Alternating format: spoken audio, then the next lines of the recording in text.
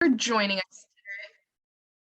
I'm Lindsay Huber, she, her education director for the Street Trust, and today we'll be talking about connecting students to Safe Routes to School through art contests.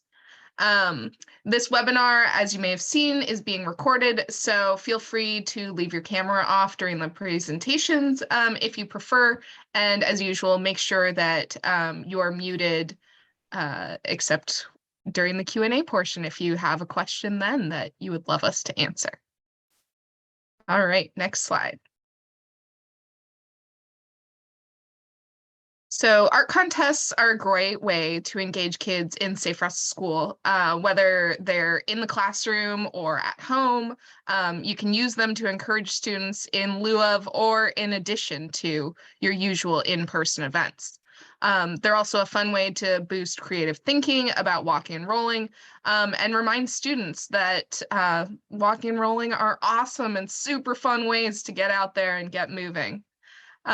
So today we'll be hearing from a few different practitioners from across Oregon about the different art contests that they've run and their suggestions for best practices when coming up with your own art contests. Next slide. So again, I'm Lindsay Huber with the Street Trust. We'll also be hearing from Leah Beato-Lewis with Beaverton School District, Emily Loberg with Mid-Willamette Valley Council of Governments, Hannah Schaefer from the Portland Bureau of Transportation, Nicole Perry from Clackamas County, and Jesse Wilson from LeGrand Parks and Rec. So they'll each be presenting for about 5 to 8 minutes. And then at the end, we will have time for Q&A. So get your questions ready. We have a whole bunch of different styles of contests and a whole lot of different ideas for you. All right, next slide. So this is Leah Beato-Lewis from Beaverton. Thanks, Lindsay. So yes, my name is Leah Beato-Lewis, Safe Routes to School Coordinator for the Beaverton School District. We've held a district-wide art contest for 2 years running, and we're currently planning for our third. We created this as an annual event to increase our ability to reach more students with our messaging and our program. We hold our art contest during the month of January, as our program is not quite as busy during that month. And I've outlined here a few things on the slide that I will discuss and think are important things to consider when planning for an art contest. So they are contest theme and your target audience for participation, contest details and how entries will be submitted, promotion of your event, how judging will work, and prizes offered. Next slide. So you'll want a theme for your contest to give participants a focus for their art entry. This is also super helpful if you're planning for a potential annual event to differentiate the type of art you receive from year to year. You can easily search Google for theme ideas. That's what we do. So our first year, we asked students to show us how they walk and roll to school. And then during year 2, as a virtual event, we wanted students to show us where they were walking and rolling, since we were encouraging students who were learning from home to take an active trip in their neighborhood. So you'll also want to define who's participating. Like, are you targeting a particular school, a certain grade level? We chose to focus our 2 events on elementary age children. We invited all 34 schools in our district to participate. Some considerations for your target audience will include how you're going to award the prizes, because it's a little difficult to expect a kindergarten student to be competing with a 5th grade aged student. So our first year, we opted for grade level winners and then 1 grand prize winner. During remote learning, we only awarded 1 grand prize since we knew our participation numbers were going to be significantly lower. And then this year, we plan to expand our contest to include our middle school students. So we'll revert back to grade level prizes. So one winner per grade level, and then 2 grand prizes, 1 for elementary and 1 for middle school. Next slide. So I've listed some questions that you might consider when planning out the details of your contest. We opted to give students 1 month to submit their entries. We also wanted to be mindful of equity and access to materials. So we tried to use materials that were easy to obtain. So in our rules, we specify that they're to use 8.5 by 11-inch paper, which is easier to come by, and the use of colored pencils or markers. Again, we tried to make define it so that they were things that could easily be obtained. Prior to COVID, we also decided to run our contest through our classroom teachers. So we invited teachers to submit their class entries, and it gave some room for classroom teachers to know their community, and if needed, they could supply materials and have it be an in-class project where the teacher could provide guidance and help, and they could use school materials. Or teachers could opt to send it home for an at-home activity. When we ran the contest remotely, students, we were limited to only offering it as an at-home activity. We created a Google slide that teachers were able to use on their learning platform, and then students were directed to email us a scanned image of their artwork. Next slide. So when promoting most of our events, including our contests, we like to take a 3-prong approach. We try to get an article sent via our district communications department that goes out district-wide. We send a similar article directly to each principal and head secretary, asking them to post the information directly to their school community. And then we post it on our social media and website. For this contest, since we're running it through our teachers, we also created an instruction page. So we sent each secretary enough copies to place one instruction page per teacher's mailbox, and then just had them distribute it for us. Next slide. So I wanted to remove our coordinators from judging the artwork, and I also found this to be a great opportunity to kind of pull in and coordinate with some of our community partners. We chose to partner and ask the Beaverton Bike Advisory Committee to serve as our judges, and several members have since reported that it's their favorite community service project. They really enjoy looking at the artwork and find it a fun way to be involved.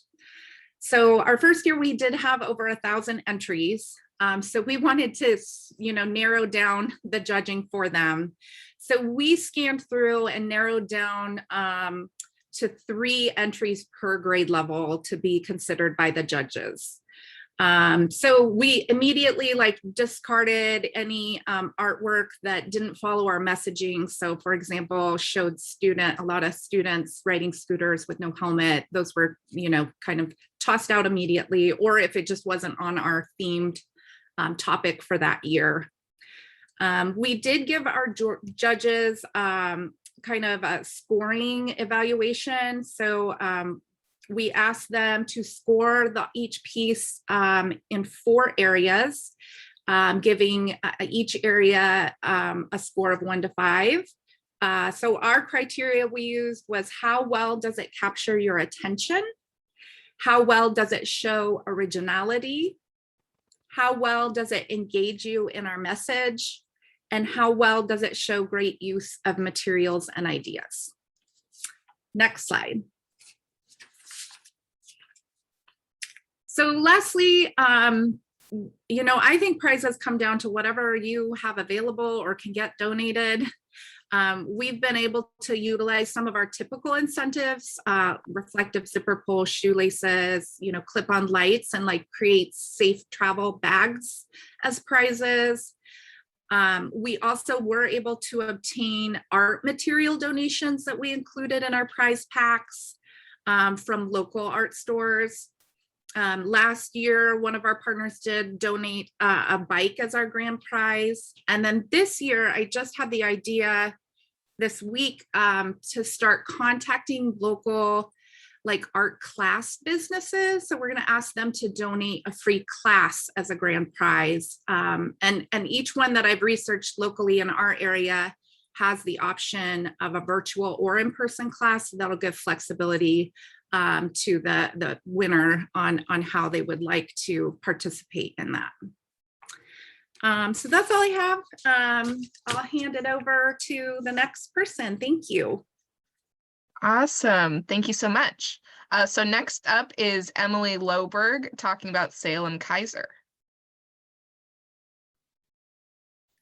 Hi, I'm Emily Loberg, and I am with the Salem Kaiser Safe Routes to School program.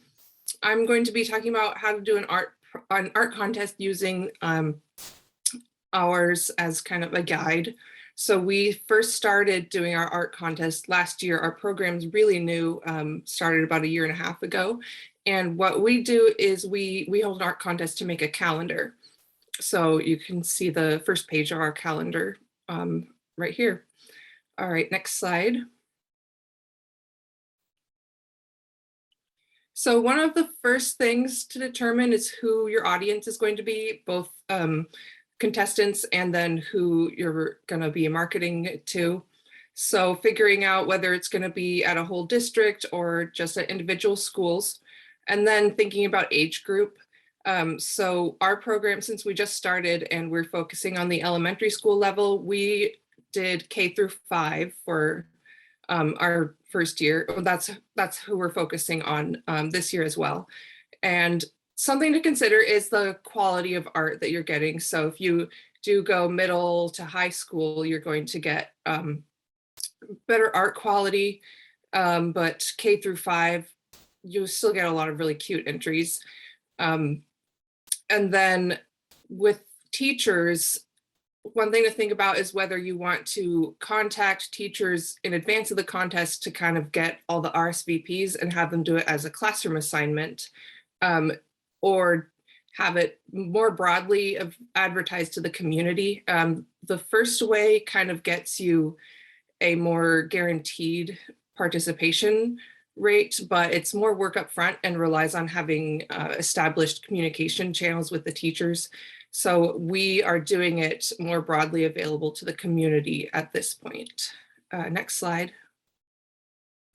So then you're going to want to figure out some more details about the art contest. So for example, materials, think about whether or not you want to provide the art supplies to the participants.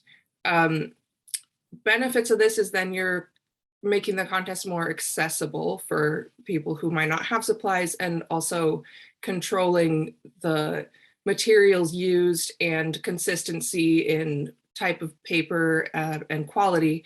But that also is greater, you'll have to use more of your resources for providing the materials. And so last year we did not provide any materials. Another constraint was COVID and distance learning and figuring out how to deliver everything. So we did not do that last year. What we're going to do this year is say that materials are available on request. And then you want to think about in your rules for the contest, what kind of art you're going to accept. Do you want to have a certain orientation, horizontal versus vertical? So we didn't really stipulate that last year. So we got both horizontal and vertical entries, as you can see in the pictures, and we're able to make that work with our design. But that's something you want to think about if you care about saying which you want. And then media used.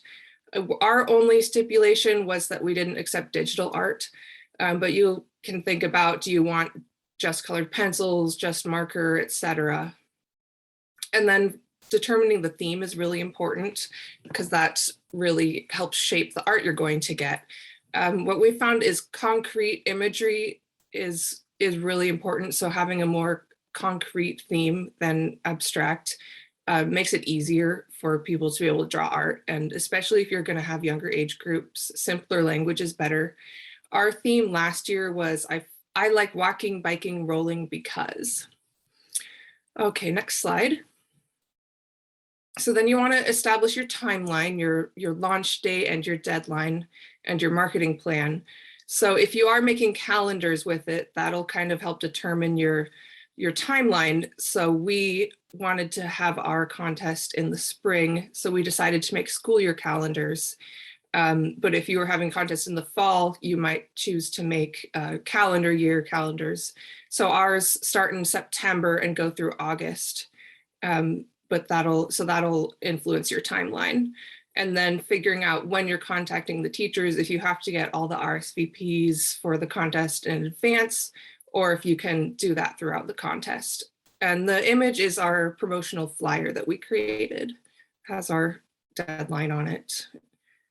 All right, next slide. And you have about 3 minutes left. Okay, thanks. So then for the where, you'll want to figure out if it's going to be in class or more remotely advertised. And then if the submissions can be virtually, or they have to be material, for example, mailed or turned into teachers.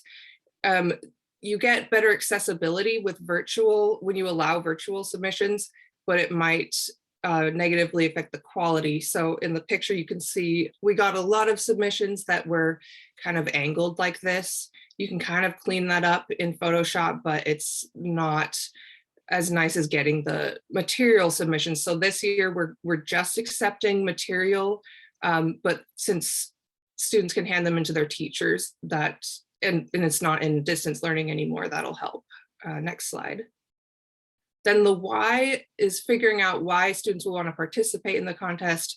Will it be to see their art featured in a calendar, displayed somewhere in the community? What kind of prizes are being offered? So we offered backpacks to all of the winners who were selected for the calendar. And then we gave out safety prizes to everyone who participated. Since it was our first year, we didn't have a high participant rate, so we were able to do that.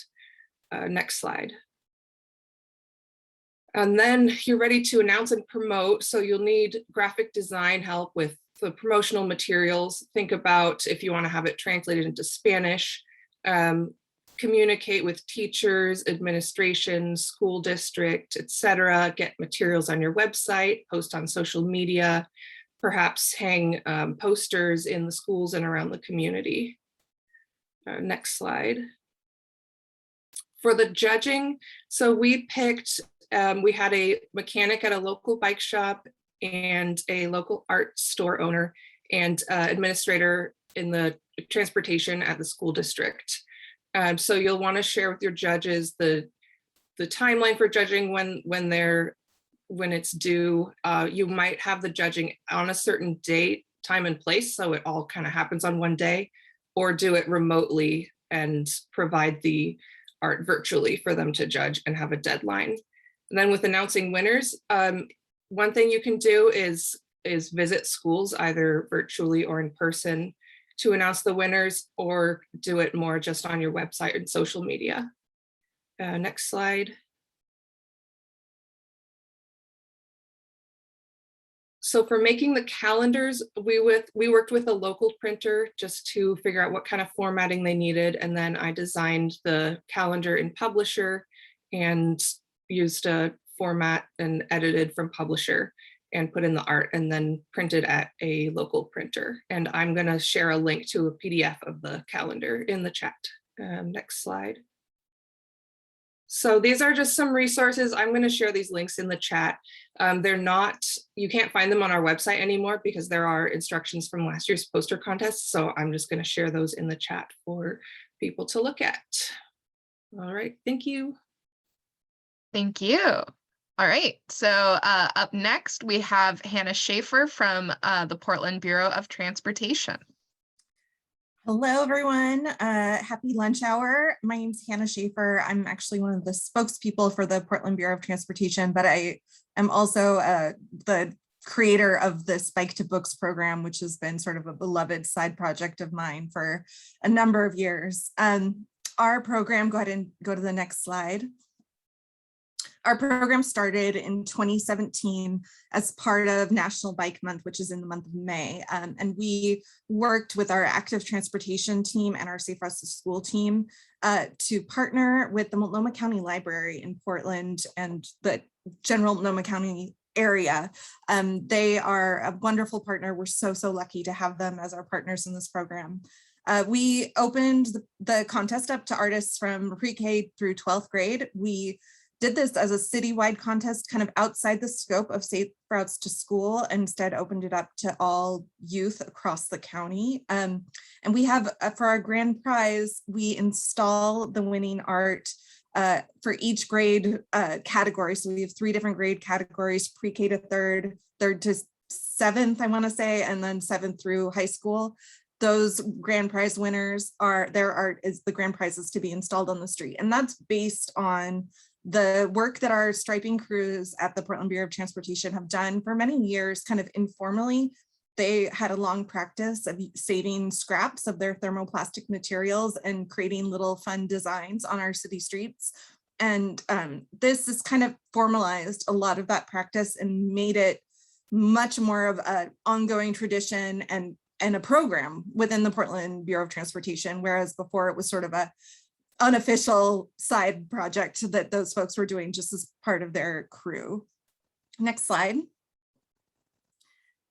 So when we started pre-COVID, we'll just say that we worked with the library, and as part of Bike to Books, we wanted to encourage kids to actually get on bikes and also go to their libraries. And so we had the requirement that kids had to drop off their entries in person at any of the 19 library branches across the city. The libraries themselves also had copies of our contest entry form available for kids to pick up if they didn't have a printer at home to print off the page. That was a simple black and white entry form that we made printable and was able to be downloaded off our website. In those first couple of years, we also had some financial support from Metro, and they gave us free bike lights that we also offered to anyone who came into the library on a bike to pick up and take home as an additional safety feature, but also as a little thanks for coming in and riding your bike during Bike Month. Among the great things that came out of this partnership, the library really, this has evolved over years, and we've kind of added to the programming over the last 5 years that we've worked. But in the first couple of years, the library branches introduced, as part of their normal story time hours, they introduced bike story times, which are the most adorable story times you've ever been to. Singing songs like "The Wheels on the Bike Go Round and Round," reading books about biking that are age appropriate for even the littlest of little kids, and even kids biking into the library for those bike story times. The library itself also has, I put it here in our design or in the presentation, they have their own library bike. So we had that available for people to check out. And that was one of the shelfies, as they call it, to display the materials about the program, as well as maps of our walk and bike routes around the city. And then, of course, in various branches, the librarians took it upon themselves. As you walk into the library at any given time, there's always books on display to kind of entice you to try something new. And during Bike Month, we had shelfies in all the different library branches that highlighted different books about biking for all different age levels, just as another way to really encourage kids to explore this subject. Next slide. So for our promotion, we do a number of things. We put out an announcement to all of the news media and our stakeholders across the city about the contest. We work with the library, who also puts out through their network and through their newsletters to the community about the contest.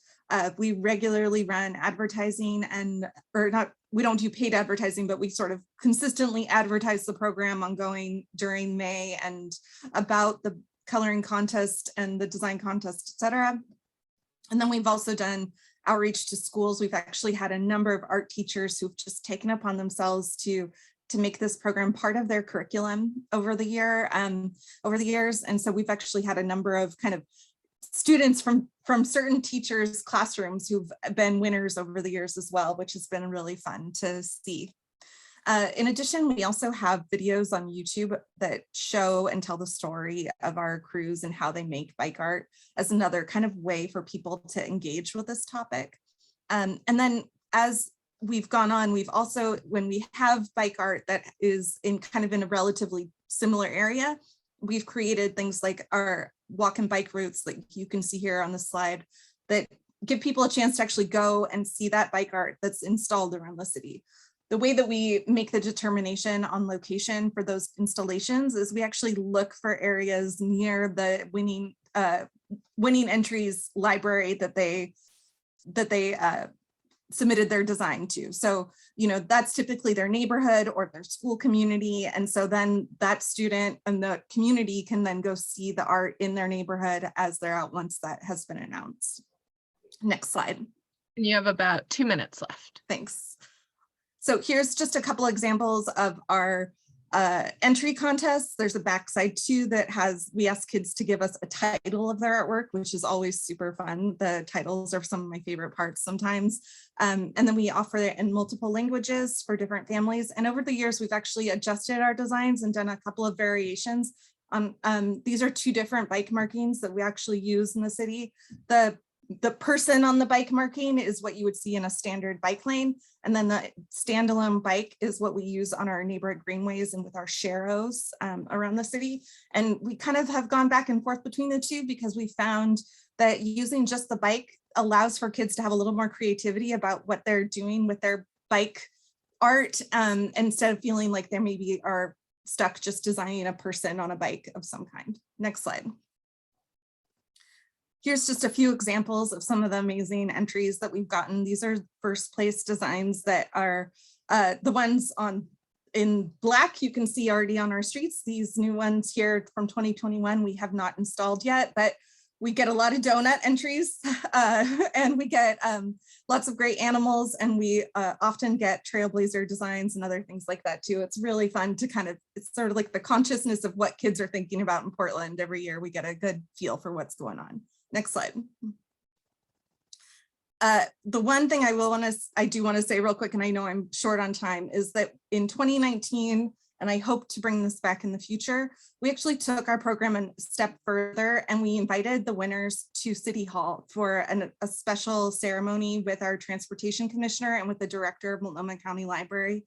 They were able to bring their families, their parents, and receive both a metal placard that has their design printed on it, as well as certificates. And part of this was really about, again, creating that sense of civic involvement for our youth to make them feel like they are part of what our city is doing when we're thinking about transportation. This is literally their stamp on the street at whatever age they're at, and they get to have this, in their memory. And we really hope that this inspires them to continue to engage with us and continue to have a say in what we do on our streets. So bringing them into City Hall, giving them a chance to be where the action is. And it was just incredibly rewarding and so special for all those families to be there. Next slide. That's it. Thank you so much. Awesome. Thank you. All right. So next up is Nicole Perry from Clackamas. Hello. So our Clackamas County Safe Routes to School program has done art contests for a few years now. The first one was in 2019 in the community of Molalla, and the after school program there is hosted by an organization called Todos Juntos, which translates to all together. And their mission is to create connections that empower, educate, and inspire youth and families. The site leader at the school was interested in Safe Routes programming, but faced some barriers with lack of interest from the school and capacity, and then also the mostly rural setting out there in Molalla. But he knew from his program that a lot of kids walked or biked there, and obviously around the community, and he wanted to do some sort of activity for safety awareness. So we decided to hold a poster art contest. We accepted entries over the course of 1 month based in the school office. And then our judging panel was the Clackamas County Pedestrian and Bikeway Advisory Committee, also known as PBAC. That's made up of resident volunteers. And everyone who entered received a prize pack, and then winners were awarded gift cards and certificates at a year-end assembly. You can see our school champion there in that picture, pre-COVID, of course. Next slide, please. So in 2020, we took the poster art contest countywide. So in addition to mailing entries, people could also drop them off at 5 different locations all around the county. We promoted far and wide with digital and hard copy material distribution. So we sent out press releases and social media posts and encouraged all of our school districts in the county to spread the word through their parent groups and e-newsletters. We also had flyers up at schools and libraries, community billboards, and at all the drop-off locations. We worked with the Clackamas County Arts Alliance to have some of the entries displayed in an exhibit at a public building. And we have a little video highlighting that exhibit here, if we could play it, please.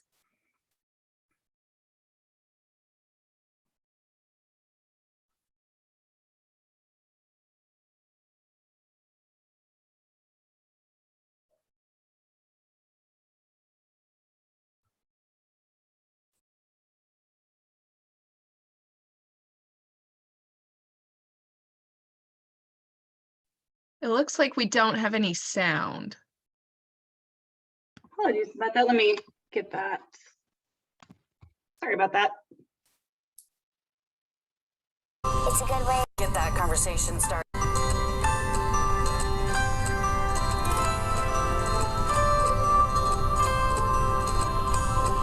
We wanted the contest to get that conversation started and keep going about things you can do outside, things you can do for fun, for exercise, for transportation.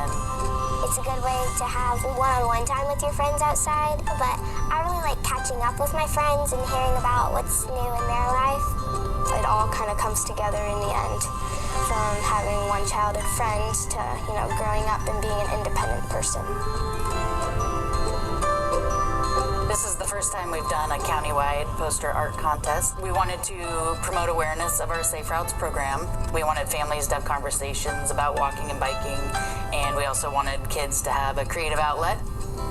It's super encouraging and exciting to see that kids are still very much drawn to the natural world. And that includes creating and playing and learning from nature, learning from other people and each other, to use their imaginations, to think creatively, to use their hands. This exhibit is a great example of what we wanted the contest to do, was to kind of be a project that a whole class could work on. And so Ms. Wright from Hallinan Elementary in Lake Oswego had 14 entries from her class. This exhibit highlights that collection from that classroom.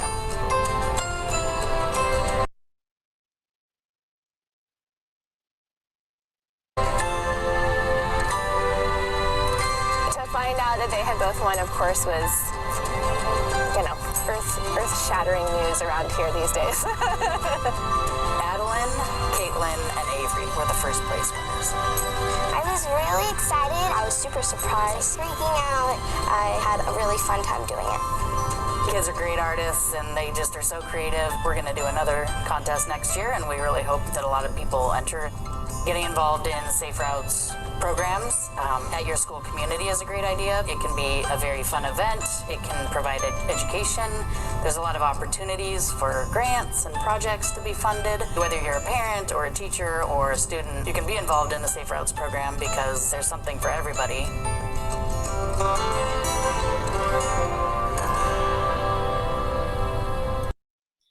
So the teacher whose class was exhibited through that, she literally had those pieces of artwork in her car after the chaos of the sudden school closures from COVID. And so she made sure to get them to us, and we were happy to display them. And so backing up, of course, in early 2020, we were so excited to offer this opportunity to all K-8 kids in the county. And we were in full swing of promoting when COVID hit.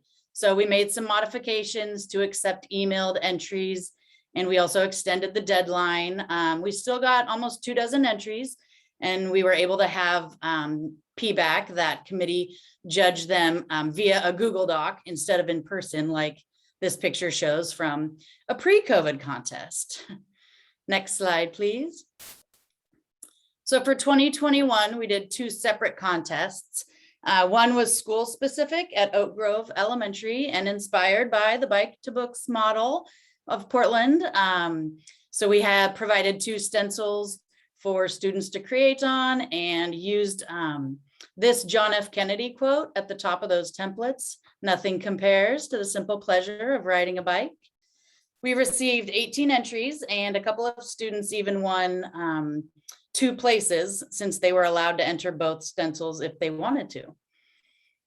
For the 2021 countywide contest, we felt like we needed a more guided theme. So we came up with why I walk, bike, or roll. Is it for fun, health, community, or climate? We got 35 entries, both hand-drawn and digital. They came in email, snail mail, dropped off at our office building, and PBAC was once again our judging panel. The winners received prize packs, like you can see in that picture on the right.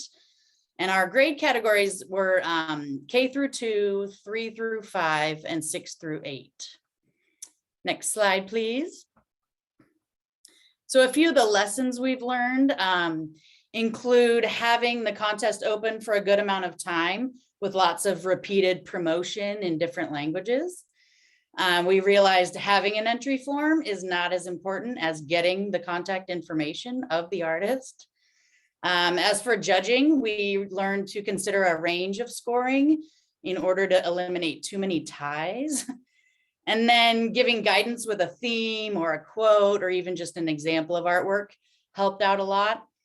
And then, as we all know, staying flexible and being grateful for what you get, because even if you do get fewer entries than you were hoping for, you might get a video from a winner like this. If we could play this little video, please. Hi, I got 3rd place in the Clackamas County art contest.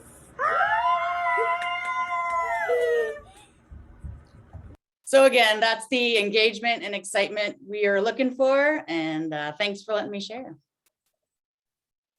Thanks so much. Okay, so we are on to our last presentation. So this is with Jessie Wilson from LeGrand. Hello. So in LeGrand, I was trying to figure out an idea to get the Safe Routes to School back in like the public eye. And it was February, the kids were going back to school part-time. So I decided I was going to do a yard sign art contest. And I wanted to make sure it was open to everybody. So we promoted it in the 3 schools that I work with, K through 8. We have 2 elementary schools and a middle school. The original idea behind the art contest had 2 goals. One was to get the Safe Routes to School program back in public eye. And the second one was to promote the kids' art and also to gauge how much I needed to work with them on education, which was, a great scale for me. At the time, I was not allowed to be back in the school, so I had very limited contact, which was only through the office, and it was all virtual. So my goal was to get the teachers to hopefully use the art contest as a means to facilitate a lesson for them, which worked out really well for me. I lost my spot. So I took some ideas from other people around the state, and we decided that we were going to run the contest for a couple weeks in February and go from there. If we could go to the next slide, please. We first started with a rough outline of our goals, and that was, I already said those. And then I emailed the principals, and the hardest part for us was getting the principals to respond. So I bugged them for about 3 weeks before I wanted the contest to start, and they were all on board after the second week. So then I had to go with each one of them and develop a plan for each school, whether to distribute the contest and how they wanted to facilitate that in their schools. I had to do it 3 different ways. We did through their social media pages. I printed flyers and I did digital flyers. So the social media flyers and the digital flyers were both the printed flyers, but I would just wanted to accommodate them.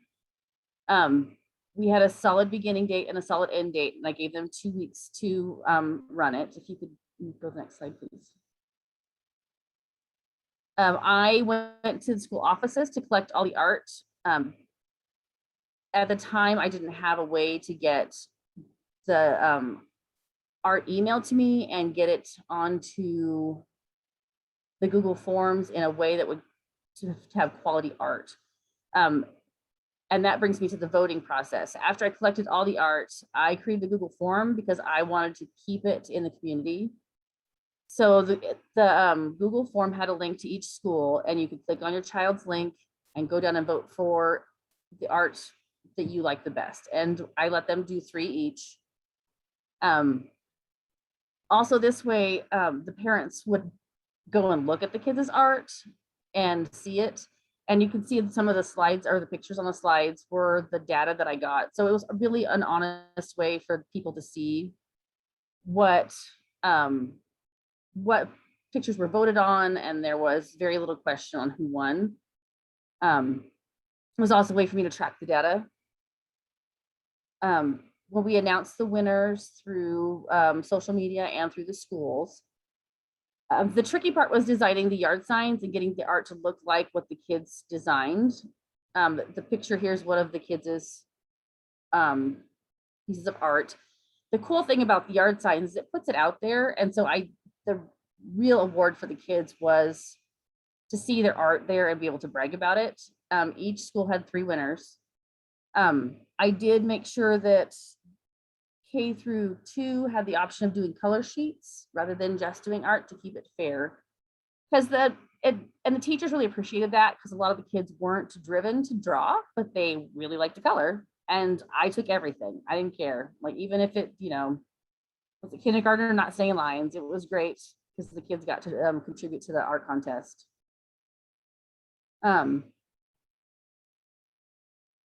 So each school got 3 copies of each yard sign, 1 to give to the student to take home and 2 to display. And all of the schools displayed them around their entire school. And I was really amazed at how little people knew about the program, the Safe Routes to School program, which really put me as the coordinator on a mission to make sure that I got word out more about my program. So that was another learning process. Being fortunate enough to be able to go to the office, to the schools, I also got input from the office staff on how well the students received the contest, because they don't get a lot of outside contest opportunities with art. A lot of it's in school. Okay, can you just go to the next slide, please? So what I learned from this is make sure you have a way to keep the art separated. I scanned my art into my computer, most of it, and there were some slip ups, but it was my first time doing it, so I wasn't too harsh on myself, but having to go back and reorganize things is super confusing for everybody. So keep your artwork straight. And then be super flexible with change, because everything changed like halfway through. Because I had not intended on doing a Google form. I was gonna just put it on my Facebook page, but that was not gonna work at all. So I had to adapt to making a Google form. And then the first yard sign company I went through it fell through, and so I had to adapt to that and redo my art again. So the most important thing for me was being able to change and be flexible. And I know that was super fast, but that's it. Awesome. Thank you so much. Okay, next slide. All right. So I also want to mention that we at Oregon Safe Routes to School have also been running a statewide art contests as part of Walk and Roll. We've tried to keep our guidelines pretty flexible so that they'll work with many of these themes that you might do locally in your communities. So please feel free to share and submit that art to our program as well if you want to get some cool prizes for your kiddos in your community. Emily and McCrae there in Salem Kaiser shared some of theirs from last spring, and they ended up winning a couple of the prizes because they just had so much Awesome, awesome art there. It's also an option if you don't want to run an art contest, so you're not ready for that for your area, that you can direct people to ours instead. So you can either share stuff with us if you'd like, or just completely use our art contest. Feel free. All right. So next, Q&A. So feel free to speak up if you've got questions or drop them in the chat. We had one earlier from Nora that I don't think got answered yet. So throwing this out to all of our presenters. Has anyone thought about or tried a collaborative rather than competitive version of art contests that rethinks or doesn't involve judging?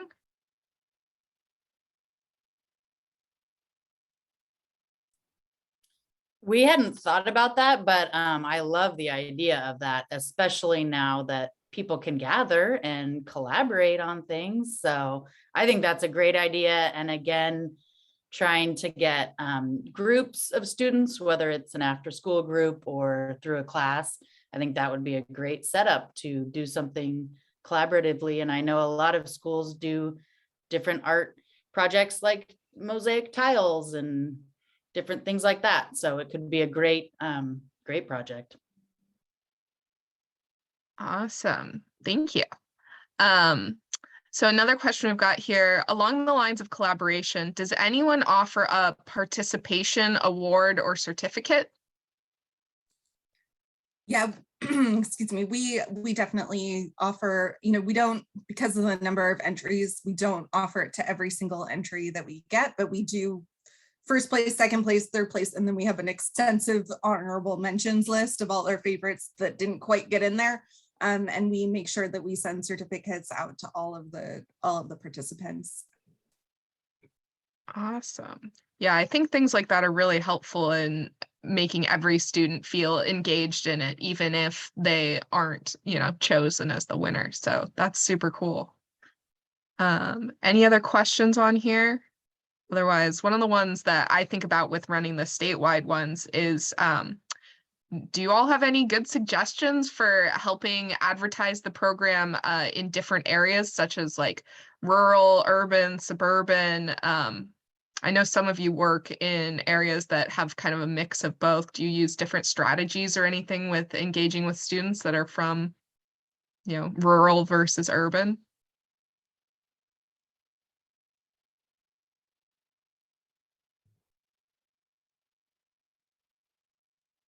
I would say for rural, even remote rural, because Wallowa County is extraordinarily remote. I've talked to them and they use a lot of social media, but they also use a lot of printed flyers. And I know that's not feasible for statewide, but I think if the schools chose to participate or advertise for it, they could put it on their websites too. Yeah, very true. Very true. Thank you.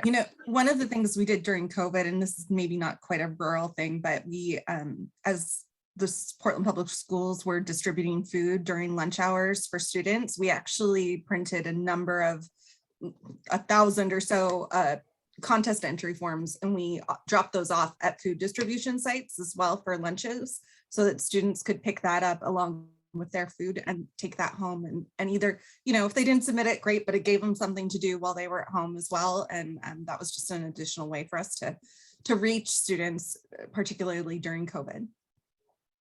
Awesome. All right. So Heidi asked a question for Hannah. How much of a lift was it to get internal PBOT or city approvals to decorate the bike stencils? Who had to approve of it? And has there been any pushback on this? That's a great question. It's been a long tradition. We had for many, many years, she's recently retired, but we had a maintenance supervisor who this was kind of her side project. And she did this on our lunch hour just for fun. She kind of was a thermoplastic artist. And she actually her mom happened to be a librarian. So when we put this all together, it felt very serendipitous. But for a long time, it was sort of, on the political winds in terms of people loved it and if people didn't, but we recognized on the communications end what this art did for people who biked in the city of Portland and how fun it was and how much joy it brought to people as they were traveling around the city to come across this art. And it became kind of like a treasure hunt around the city. And so once we created this program that really formalized, it's taking kids' entries, putting them on the street. It really takes out any sort of risk of something controversial because it goes through a judging process. So we're not, putting anything out that someone just thought of and thought would be cool, but it's thought out and thoughtful. That has, and then seeing the overall success of this program has really formalized this program into something that I think and hope will be part of PBOT for a long time. In terms of resources for our maintenance crews, that has always been an issue because we are in general always under-resourced for our maintenance crews in Portland. For a long time, it was really like they just did it out of love on the side during their lunch breaks, or even at home, they'd take scraps home and put it together. Now this year, because we are, again, we just have a lot of work to do and COVID has been a challenge, we actually found a manufacturer who's going to be able to print the designs on thermoplastic in advance. And so what it'll require is just for our crews to go out there and burn them into the pavement. They use a flamethrower to burn the plastic. It's kind of, you'd think that this is all very, it's actually a very delicate art to not overcook your thermoplastic and turn it into a big blob of plastic and maintain the art itself onto the street. But by doing this and having this printed, I think this is kind of the new pivot, and this is probably the direction we'll go in. It doesn't quite have that same handmade feel, but it will still be on the street, and because it's thermoplastic, that material lasts for quite a bit amount of time. And so those do hold up for a number of years, particularly because they're in the bike lane, so they're not being driven over by cars and other traffic. Yeah, we had a follow-up question here asking about the possibility of vandalism or theft. Have you guys run into anything like that? Knock on wood, we really have not.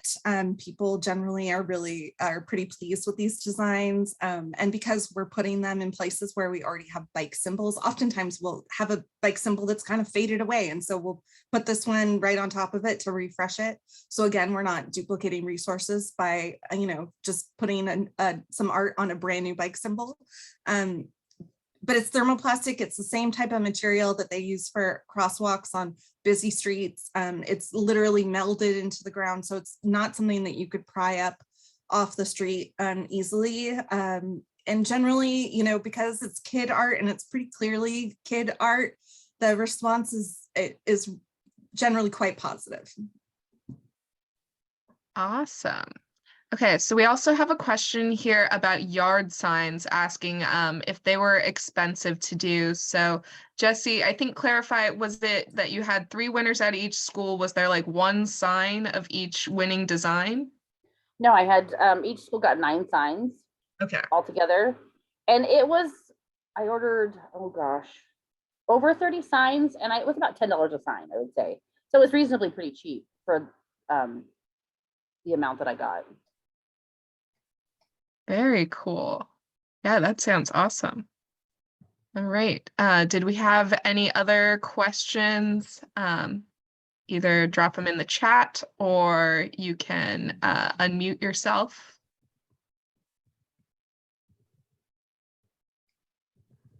Okay. I just saw an additional question about the colors and engineers feeling a little concerned about putting bike lane markings in. And, these are not MUTCD compliant per se. We have not come across any issues. We do kind of in our design plan or in our form that we give out to students, we give them direction on which colors we usually use the most so that they can kind of try and get their colors aligned. This year, for the first time ever, we are actually having to change the base color for one piece because we didn't have pink for our pink donut. We're gonna do, I think, blue icing on our donut this year instead of pink. But generally, again, it has come down to a high level leadership buy-in for us and understanding and making people see the value of this program and sort of the way that it endears our work overall, not just the work of these bike lane markings and the kids, but the fact that we are engaging with students across the city and really putting that into practice, that endears people a lot to the work that we do. Thank you for answering that. I'll also just say, yeah, I totally agree. And I think it was fine, but it would be fine. And we should have engaged with the engineers and the construction crews at the very beginning of the process, as opposed to at the end. We got pretty far and then we're told absolutely not. So something to consider if folks are thinking about doing that for their cities. Yeah, we actually, and again, as this has evolved this year, for instance, we opened the judging to everyone in PBOT. We made a online survey where people could vote.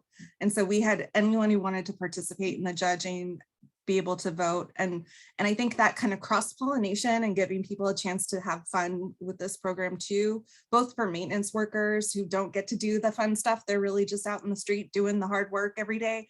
And also for our engineers and others who don't get to have that kind of creative side, but they get to see with this program the benefit of getting kids to learn about the work they do in a very small way. I think that has also really increased buy-in across the Bureau.